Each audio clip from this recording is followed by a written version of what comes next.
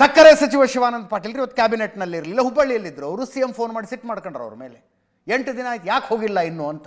ಅವರು ಪಾಪ ಸತೀಶ್ ಜಾರಕಿಹೊಳಿ ಹೇಳ್ತಾರಂತವ್ರಿಗೆ ನೀವು ಬರಬೇಡಿ ಈ ಕಡೆ ಅಂತ, ಈ ಕಡೆ ಬರಬೇಡ್ರೆ ನಾವು ಹ್ಯಾಂಡಲ್ ಮಾಡ್ಕೋತೀವಿ ಅಂತ.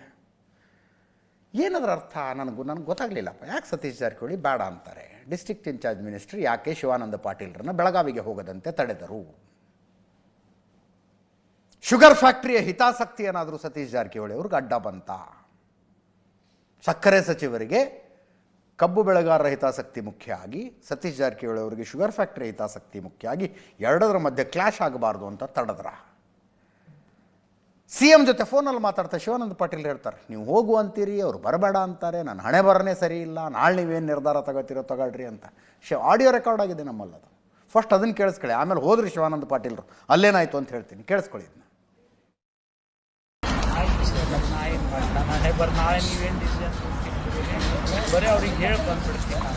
ನೋಡಪ್ಪ ಬಿಟ್ಟರೆ ನಾನು ಹೋಗಿ ಇನ್ನೂ ಪ್ರಯತ್ನ ಮಾಡ್ತೀನಿ ಸರ್. ಮತ್ತು ನೀವು ಹೋಗಂದಾಗ ನಾನು ಅವ್ರು ಡಿಸ್ಟ್ರಿಕ್ಟ್ ಮಿನಿಸ್ಟರು DC ಬೇಡ ಅಂತ ರಿಕ್ವೆಸ್ಟ್ ಮಾಡ್ಕೊಂಡಾಗ ನಾನು ಏನು ಮಾಡ್ತೀನಿ? ಆಯ್ತು ಸರ್, ನಾ ಏನು ಮಾಡ್ತೀನಿ. ನಾಳೆ ನೀವೇನು ಡಿಸಿಷನ್ ಬರೀ ಅವ್ರಿಗೆ ಹೇಳಿ ಬಂದ್ಬಿಡ್ತೀನಿ. ನೋಡಪ್ಪ ಬಿಟ್ಟರೆ ನಾನು ಹೋಗಿ ಇನ್ನೂ ಪ್ರಯತ್ನ ಮಾಡ್ತೀನಿ ಸರ್. ಮತ್ತು ನೀವು ಹೋಗಂದಾಗ ನಾನು ಅವ್ರು ಡಿಸ್ಟ್ರಿಕ್ಟ್ ಮಿನಿಸ್ಟರು DC ಬೇಡ ಅಂತ ರಿಕ್ವೆಸ್ಟ್ ಮಾಡ್ಕೊಂಡಾಗ ನಾನು ಏನು ಮಾಡ್ತೀನಿ? ಇದೇನು ಮಾಡ್ತೀವೋ ಗೊತ್ತಿಲ್ಲ, ಅರ್ಜೆಂಟಾಗಿ ಅಲ್ಲಿಗೆ ಹೋಗಬೇಕು ಅಂತ ಇವರು CM ಹೇಳಿದ್ರು. ಶಿವಾನಂದ ಪಾಟೀಲ್ರು ಹೋದ್ರಲ್ಲಿ, ಬಿಗಿ ಪೊಲೀಸ್ ಭದ್ರತೆಯಲ್ಲಿ ಹೋದರು.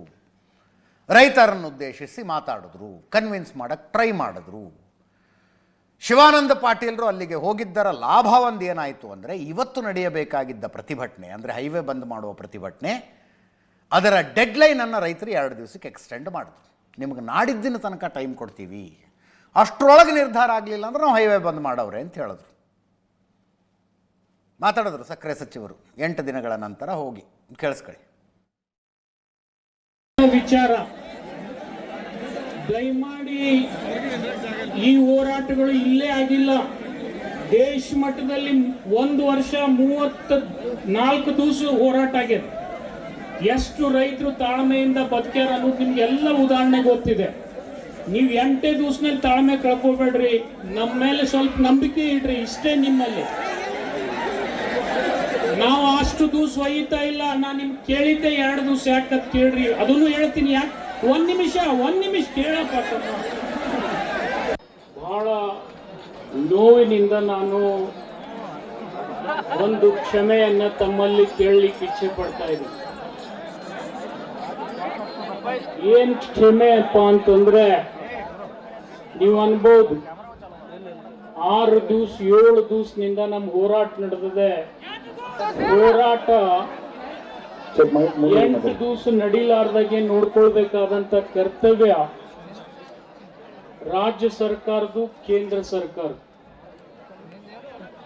ಈ 2 ಸರ್ಕಾರಗಳ ವಿಚಾರ ವಿನಿಮಯದ ಮಧ್ಯದಲ್ಲಿ ನಾವು ಹೇಳ್ತೀವಿ, ಗಂಡ ಹೆಂಡತಿ ನಡು ಕೂಸು ಬಡುವಾಯ್ತು ಅಂತ. ನಮ್ಮ ಕೇಂದ್ರ ಸರ್ಕಾರದ ಸಂಘರ್ಷದ ಮಧ್ಯೆ ರೈತರಿಗೆ ಏನು ಅನಾನುಕೂಲ ಆಗಿದೆ ಅದಕ್ಕೆ ನಾನು ಕ್ಷಮೆಯನ್ನ ಕೋರ್ತಾ ಇದ್ದೀನಿ. ನನ್ನಲ್ಲಿ ಅವರು ವಿನಂತಿ ಮಾಡ್ಕೊಂಡಿದ್ದಿಷ್ಟೇ, ನಿನ್ನೆ HK ಪಾಟೀಲ್ರು ಹೋಗಿದ್ರು, ನಿನ್ಕಿಂತಲೂ ಹಿರಿಯರವ್ರನ್ನ ನಾನು ಕಳಿಸಿದ್ದೆ, ಆದ್ರೆ ಅವ್ರ ಮಾತು ಕೇಳಿಲ್ಲ. ಮತ್ತು ನಿನ್ನ ಮೇಲೂ ಅಪಾದನೆ ಬರಾಕತ್ತದ, ನೀನು ಅಲ್ಲಿ ಹೋಗಿಲ್ಲ ಅಂತ ಹೇಳಿ. ಆದ್ರೆ ನಾನು ನಿಮ್ಗೆ ಹೇಳಿದ್ನೆಲ್ಲ, ನಿಮ್ಮ ಜಿಲ್ಲಾಧಿಕಾರಿಗಳು ಮತ್ತು ನಮ್ಮ ಜಿಲ್ಲಾ ಉಸ್ತುವಾರಿ ಮಂತ್ರಿಗಳು ನಂಬಿ ಒಂದು ಸ್ವಲ್ಪ ತಡ ಮಾಡಿ ಬಂದಿದ್ದೀನಿ. ಆದ್ರೆ ಏನು ಅನ್ಯಾಯ ಆಗಿದೆ ಆ ಅನ್ಯಾಯವನ್ನ ನಾನು ಸರಿಪಡಿಸ್ತೀನಿ ಅನ್ನತಕ್ಕಂಥ ಮಾತನ್ನು ಈ ಸಂದರ್ಭದಲ್ಲಿ ಹೇಳಿಕ್ ಬಂದಿದ್ದೀನಿ. ನನ್ನ ಇಷ್ಟೆಲ್ಲ ಮಾತಾಡಿ ಶಿವಾನಂದ ಪಾಟೀಲ್ರು ಹೊರಟರು. ಪೊಲೀಸರು ಅಂದ್ರೆ ಜನ ಕೂಗಾಡ್ತಿದ್ರು, ತಳ್ಳಾಡ್ತಿದ್ರು. ಪೊಲೀಸರು ಕರ್ಕೊಂಬಂದು ಕಾರಿಗೆ ಹತ್ತಿಸಿದ್ರು ಅವ್ರನ್ನ. ಆಮೇಲೆ ಕಾರಿಗೆ ಚಪ್ಪಲಿ ತೋರಿದೆ, ಇದನ್ನೇನೋ ನೀರಿನ ಬಾಟ್ಲಿ ತೋರಿದೆ, ಎಲ್ಲ ಆಗ್ಬಿಡ್ತಲ್ಲಿ. ರೈತರ ಆಕ್ರೋಶಕ್ಕದು.